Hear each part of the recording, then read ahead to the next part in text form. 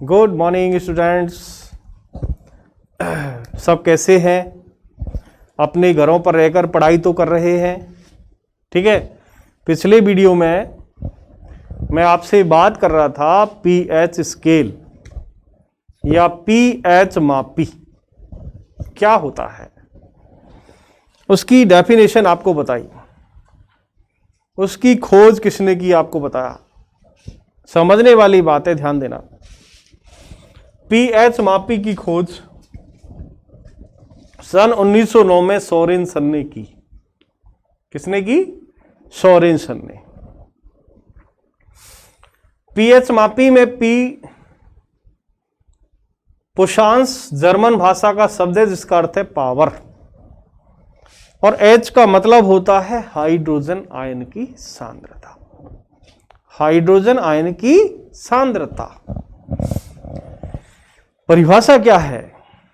यानी pH scale वह मापक उपकरण है जिसके द्वारा हाइड्रोजन आयन की सांद्रता का पता लगाया जाता है, या हम कहेंगे वह मापक यंत्र या उपकरण जिसके द्वारा किसी पदार्थ की अम्लीयता या क्षारीयता का मापन किया जाता है। इसे पीएच स्केल या पीएच मापी कहते हैं, ठीक है।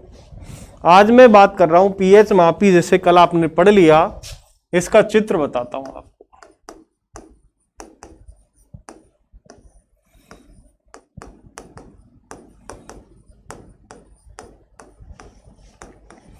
पीएच मापी या पीएच स्केल, देखिए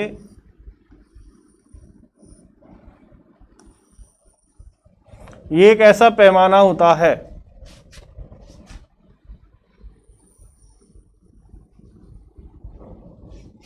इस पैमाने में 0 से लेकर 14 अंक होते हैं और बीच का जो अंक होता है वो 7 होता है, ठीक है।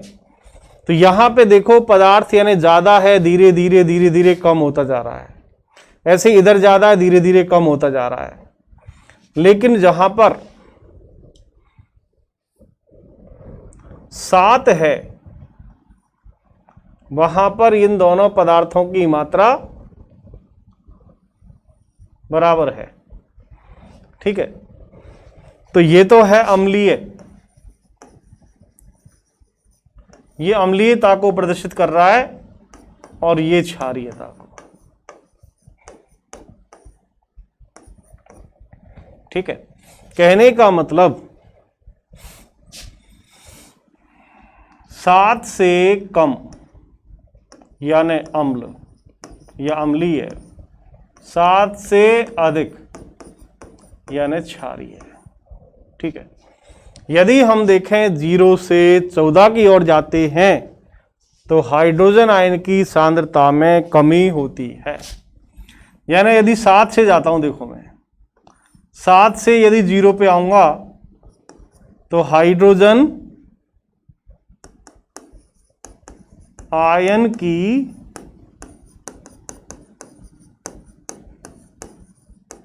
सांद्रता में वृद्धि होगी, और यदि 7 से 14 की ओर आएंगे तो हाइड्रोजन आयनों की सांद्रता में कमी होगी,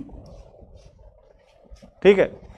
ऐसे यदि मैं OH की बात करूं तो यहां 7 से 14 पर जाने पर OH आयन बढ़ते हैं और 7 से 0 पे आयन आने पर घटते हैं। इसका मतलब यहां आप लिखेंगे एक लाइन, यदि किसी विलयन का पीएच मान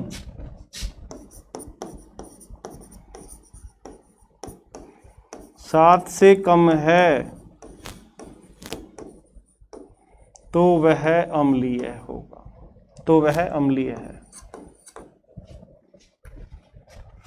दूसरा, यदि किसी विलयन का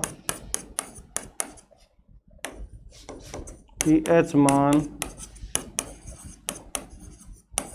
7 से अधिक है तो वह क्षारीय है।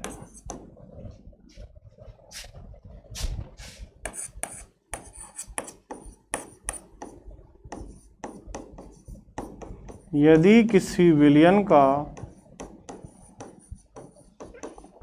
pH मान 7 है तो वह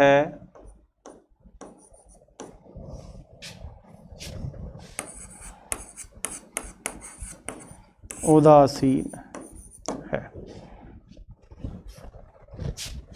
ठीक है, तो यहां पर मैं कह रहा हूं कि किसी विलयन का pH मान 7 से कम है, यानी वो 5 है, 5.5 है, 4, 2, 1, 0, 2, 3, मतलब 7 से कम है तो अम्लीय होगा वो। और यदि 7 से अधिक है, 7.5, 8, 9, 10, 11, 12, 13, 13.5, 12.5, है ना, तो वो क्षारीय है। और यदि pH मान 7 है तो वो उदासीन है। अब यदि हमें 3 ऐसे उपकरण सीसी दे दी जाए, ए बी सी, एक सीसी ए, बी और सी, इसका pH मान आपको कह दिया कि 6.4, इसका pH मान 9.2, 9.4, इसका 7। तो देखो ये 7 से कम है तो अम्लीय, ये 7 है उदासीन, ये 9.4 क्या हो गया, क्षारीय। तो इस तरह हम पता लगाते हैं। तो किसी उदासीन विलयन का pH मान होता है 7, ठीक है, और यदि विलयन का pH मान 7 से कम है तो अम्लीय होगा, 7 से लेकर 14 तक यानी 7 से अधिक है तो वो क्षारीय होगा। यानी कहने का मतलब 7 से 14 पर जाने पर OH आयन की सांद्रता बढ़ती है, 7 से कम पर OH आयन की सांद्रता घटती है, और 7 से 0 तक आने पर हाइड्रोजन आयन की सांद्रता बढ़ती है, 7 से 14 पर जाने पर हाइड्रोजन आयन की सांद्रता में कमी आती है। ये ध्यान देने वाली बात है बेटा। ठीक है, तो कल मैं आपको बात कर रहा था pH की, और आज मैंने आपको pH का चित्र बना के भी समझा दिया। इसको आप देखना चाहें तो मैं आपको दिखा देता हूं। देखो,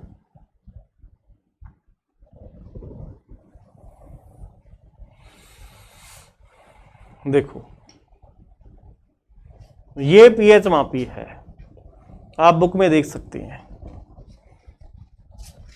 0, 7 और 14, ये जो 0 से लेकर 7 तक देखिए आप, ये हाइड्रोजन आयन है, इसकी संख्या कम होती जा रही है। कहने का मतलब अम्लीयता घट रही है, अम्लीयता घट रही है 0 से 7 तक। तो सबसे ज्यादा अम्ल कहां होगा, 0 पर। 0 से 7 तक जाने पर अम्ल का मान कम हो रहा है, और 7 से 14 तक जाने पर क्षार का मान बढ़ रहा है, और 7 पर दोनों बराबर तो उदासीन होंगे। ठीक है, इस तरह हम इसको समझ सकते हैं। अब बात करेंगे हम विभिन्न प्रकार के पदार्थों के pH मान की। विभिन्न प्रकार के पदार्थों के pH मान, तो मैं इसको साफ कर देता हूं बेटा, आप इसको क्लियर देख लें।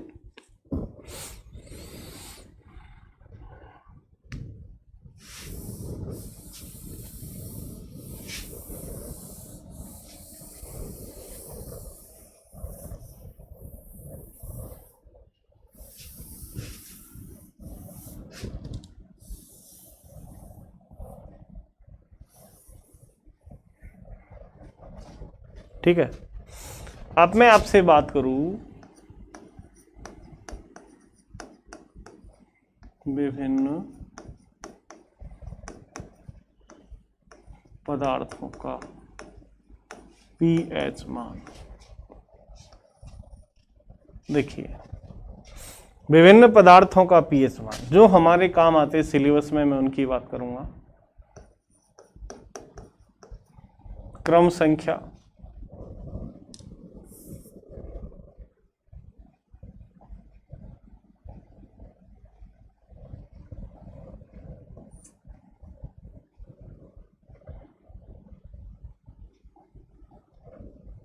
ठीक है।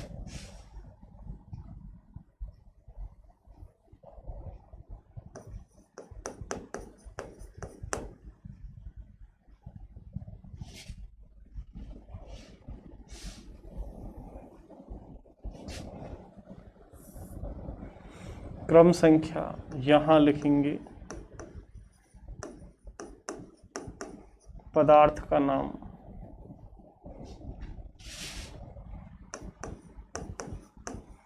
पीएच मान।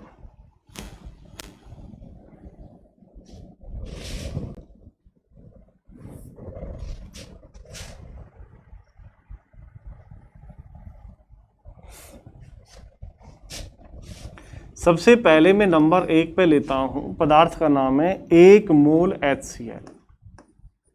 मात्रा बता रहा हूं, 1 मोल HCl है हाइड्रोक्लोरिक अम्ल। हाइड्रोक्लोरिक अम्ल का पीएच मान होता है 0। यदि आपको प्रकृति बतानी है तो वो भी यहां लिख सकते हैं।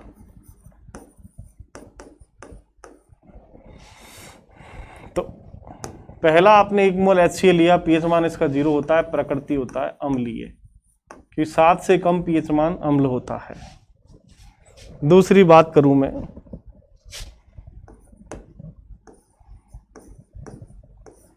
जठर रस।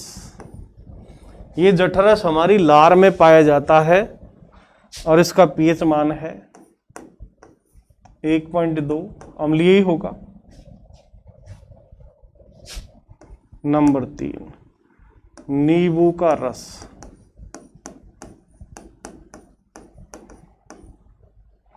पीएच मान है 2.2, ये भी अम्लीय है, ठीक है। अब चलिएगा, एल्कोहल आपके सिलेबस में नहीं, बाकी एल्कोहल का 2.4 होता है।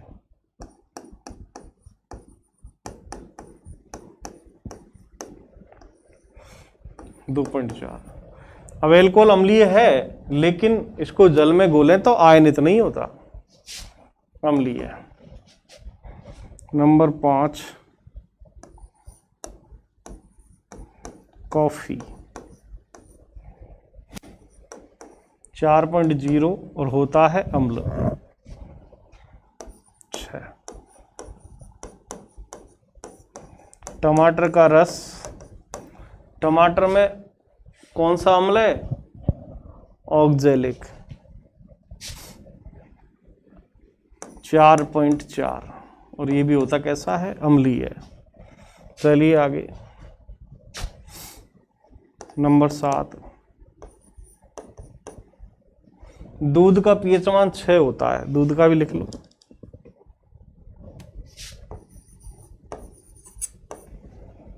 छः 6.0 अम्लीय।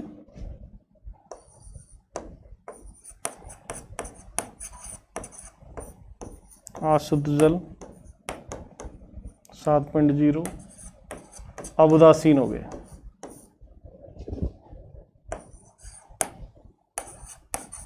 रक्त 7.4, क्षारीय। कैसा होगा? क्षारीय। अगला,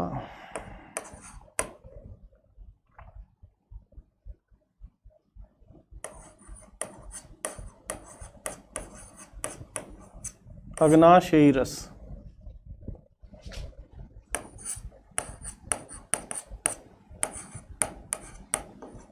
6.5 से 8.5, क्षारीय। Number 11,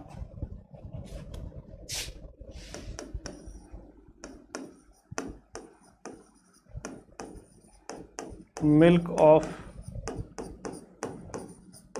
magnesia. पीएच मान होता है इसका 10। मिल्क ऑफ मैग्नीशिया मतलब मैग्नीशियम हाइड्रोक्साइड को कहते हैं।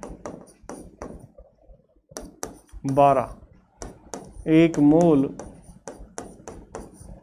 NaOH। पीएच मान है इसका 14। कैसा है ये? क्षारीय है, ये भी क्षारीय। तो इस तरह बेटा ये कुछ पीएच मान है जो आपको याद रखने हैं। अधिकांशतः कौन कौन से पूछे जा सकते हैं आपसे, 1 2 3 4 5 और 6, ये 6 इंपॉर्टेंट है जो आपको याद रखने हैं। 6 ऐसे क्वेश्चन है, इनको तो आपको याद रखना ही है बेटा, ये ध्यान रखने वाली बात है, ठीक है। और कुछ सामान्य पदार्थ के पीएच को हम देखें तो रंग केवल यानी पीएच मापी जो होता है उसमें रंगीन पट्टी रहती है और रंग पीएच मान को ही प्रदर्शित करता है, ठीक है। अब मैं चलता हूं अगले क्वेश्चन पर। यहां तक की बात हमारी क्लियर हो गई।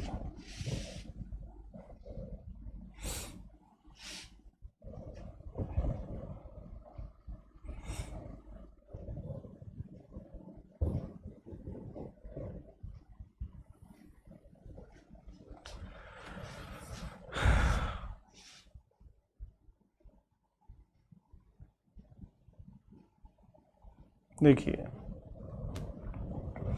कल मैं आपको प्रबल अम्ल दुर्बल अम्ल के बारे में भी जानकारी दे चुका था। प्रबल अम्ल क्या होते हैं, दुर्बल अम्ल क्या होते हैं, उनके सूत्र क्या हैं, वो भी जानकारी मैंने आपको दे दी।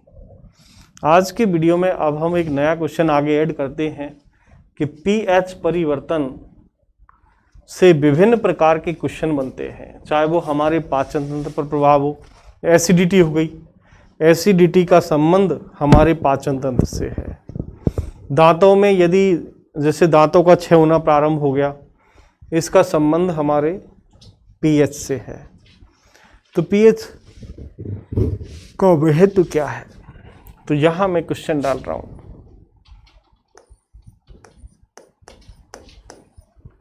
दैनिक जीवन में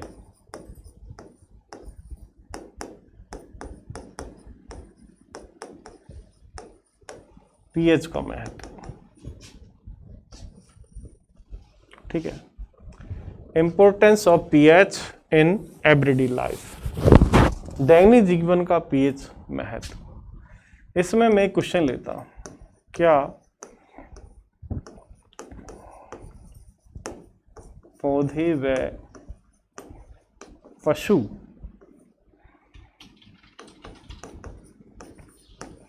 पीएच के प्रति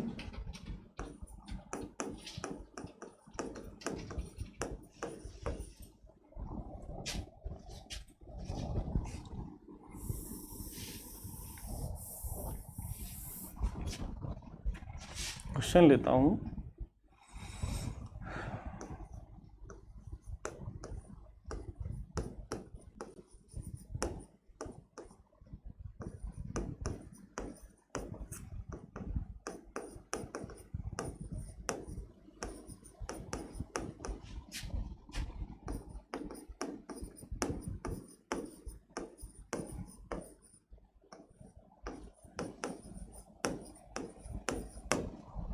क्या पौधे व पशु पीएच के प्रति संवेदनशील होते हैं?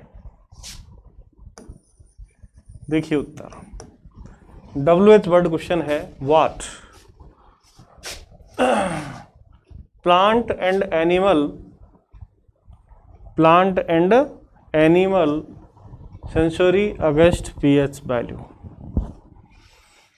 क्या पौधे और पशु पीएच से संवेदनशील यानी उससे प्रभावित होते हैं? तो समझने वाली बात है, यहाँ पौधे और जंतु दोनों का नाम लिया है।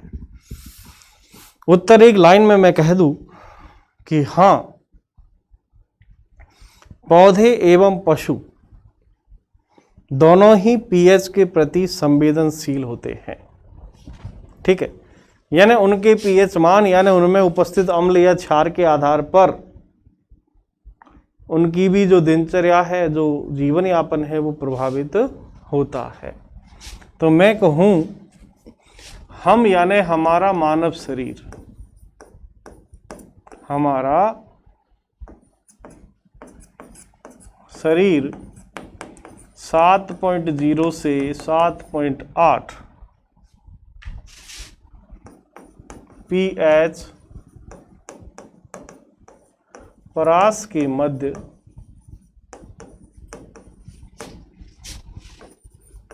कार्य करता है।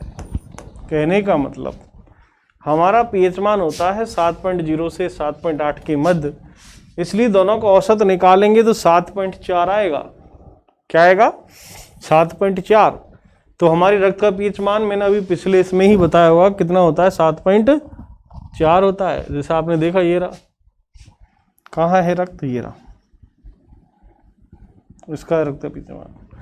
तो ये किससे आया रक्त का पीएच मान? किससे? कि जो हमारे शरीर का पीएच मान है वो 7.0 से 7.8 के मध्य होता है। ठीक है, चलिए आगे।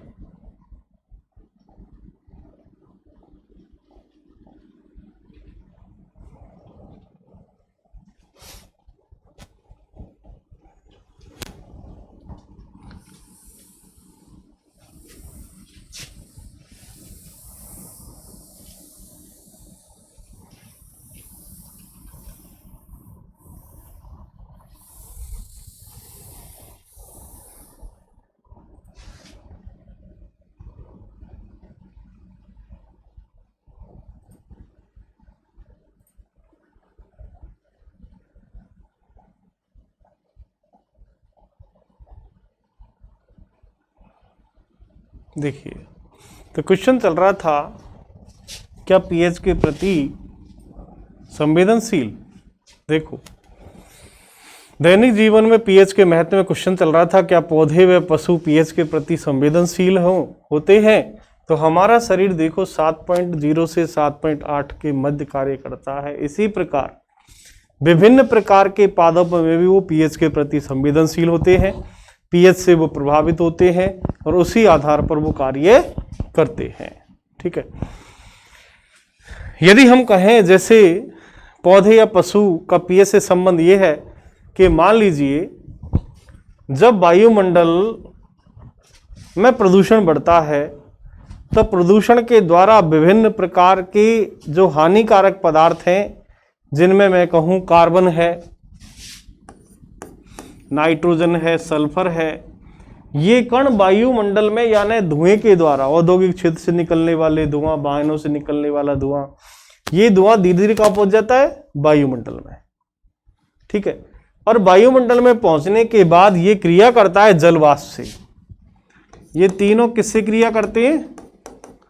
जैसे पहुंच गए वायुमंडल में, यहां क्या है? बादल। ये है बादल। बादल में क्या है? जलवाष्प। तो जलवाष्प इससे क्रिया करती है। जब कार्बन इससे क्रिया करेगा जलवाष्प से तो बनाता है H2CO3 यानी कार्बोनिक अम्ल। जब जलवाष्प क्रिया करता है नाइट्रोजन से तो बनाता है नाइट्रिक अम्ल, और जब सल्फर क्रिया करता है तो बनाता है H2SO4 सल्फ्यूरिक अम्ल।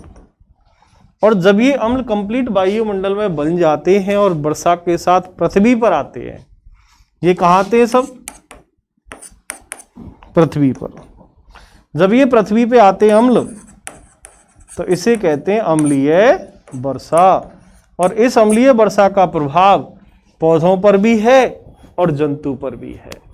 तो देखिए बेटा, पौधे और जंतु भी पीएच के प्रति संवेदनशील होते हैं और विभिन्न प्रकार के क्रियाकलाप से जो अम्लीय वर्षा होती है, अम्लीय वर्षा के जल का पीएच मान अम्लीय वर्षा के जल का पीएच मान 5.6 या 5.5 से कम होता है। वर्षा के जल का पीएच मान 5.5 से कम होता है। अब वर्षा का जल जब बहकर के नदियों में, समुद्रों में, तालाबों में जाता है तो इसका हानिकारक प्रभाव क्या है कि जो जल में रहने वाले जलीय जीव हैं उनका जीवन खतरे में पड़ जाता है। इसके अलावा विभिन्न प्रकार से, जैसे बड़ी बड़ी इमारतें हैं, जैसे ताजमहल मार्बल का बना हुआ है। मार्बल को हिंदी में संगमरमर कहते हैं, ध्यान रखना, मार्बल को ही संगमरमर कहते हैं। आपसे पूछे आपके घर क्या लग रहा है कि मार्बल। ताजमहल किसका बना है? संगमरमर का। बात तो एक ही है। मार्बल आप इंग्लिश कह रहे हो, संगमरमर हिंदी कह रहे हो, बस। और जिसका सूत्र पूछे तो कैल्शियम कार्बोनेट CaCO3। चलो देखिए, तो वर्षा के जल का पीएच मान 5.6 से कम होता है। जब ये जो जल है ये नदियों में तालाबों में आता है तो उनका पीएच मान भी कम हो जाता है, जिससे क्या है, जल में रहने वाले जीव हैं उनका जीवन खतरे में पड़ जाता है। अम्लीय वर्षा से जंतुओं को भी हानि है कि मान लो खुले में कोई जीव है, कोई पशु है, उस पर अम्लीय वर्षा का जल गिरता है तो त्वचा संबंधी रोग उसमें हो जाते हैं। मेरा कहने का मतलब ये है कि पौधे और जंतु भी या पौधे और पशु भी पीएच के प्रति संवेदनशील होते हैं। तो पीएच, दैनिक जीवन में पीएच का मैंने आपको अभी एक महत्व बताया है। अभी देखो इसमें महत्व ये है, मिट्टी का पीएच क्या प्रभावित करेगा, हमारे पाचन तंत्र का पीएच कैसे प्रभावित होगा, दांतों का क्षय पीएच परिवर्तन से किस प्रकार होता है समझाइए। तो ये सब और महत्व है, आज मैंने आपको इसको क्लियर किया। बाकी और महत्व मैं कल के वीडियो में शेयर करूंगा। आज के वीडियो में इतना ही। Thank you for watching.